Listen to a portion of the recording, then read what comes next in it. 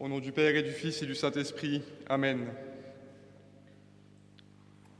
Mes frères, notre monde a commencé par une explosion. Cette explosion contenait en germe toutes les planètes, toutes les étoiles et les galaxies. Et tout cela s'est déployé dans le souffle de ce Big Bang, avec une énergie insoupçonnable pour prendre des dimensions immenses que les scientifiques mesurent avec des milliers d'années-lumière.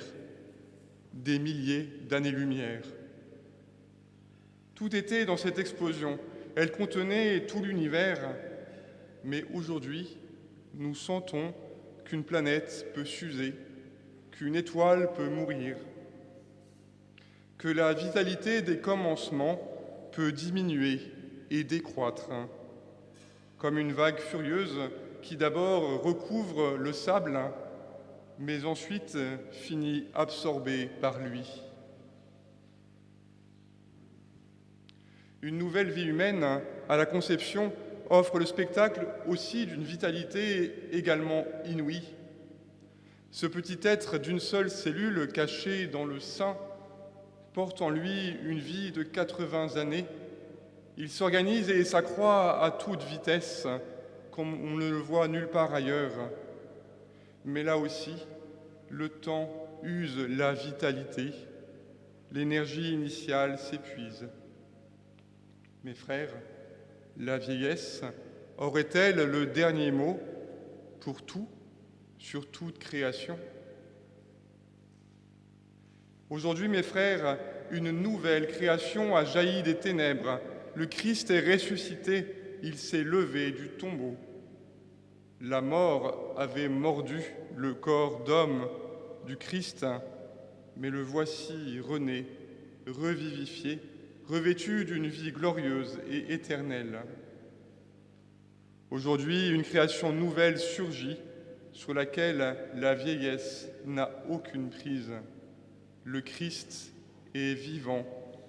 En lui, la nature humaine jouit d'une jeunesse et d'une vitalité qui, loin de diminuer, triomphe et s'accroissent avec le temps. Aujourd'hui, la vieillesse et l'usure ont perdu leur empire. Le ressuscité possède la vie en plénitude, vie qui se répand par lui dans l'univers entier. L'amour de Dieu se communique de baptisé en baptisé. Il se communique, mais sans s'amoindrir.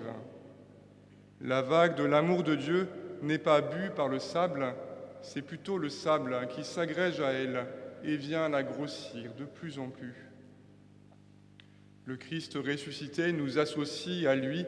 Nous entrons dans le Christ total, dans son corps mystique qui est l'Église, irriguée de sa vie et de sa grâce, coordonnée par la charité répandue dans tout l'univers. Cette Église, ce peuple de rachetés, vit de cette vie née du tombeau, une nuit, il y a 20 siècles, et toujours intacte. La mort continue son œuvre, peut-être, avec son lot de souffrances et de peines, mais sans ralentir la croissance du Christ. Bien au contraire, les êtres chers qui nous quittent en s'en remettant au Seigneur, ceux-là naissent à nouveau, mais dans la gloire. Leur corps, pour un temps seulement, va à la poussière, mais leur âme vient grossir le rang des élus, la nuée des témoins dans le ciel. La mort s'est mise au service de la vie. Elle dominait tout, elle concluait tout. Elle est aujourd'hui servante, passeuse du monde nouveau. Voilà pourquoi, mes frères, la première parole de ces temps nouveaux que nous avons entendus est pour nous consoler. Ne craignez pas. Ce sont les mots de l'ange aux femmes, et Jésus les redira tout à l'heure. N'ayez pas peur.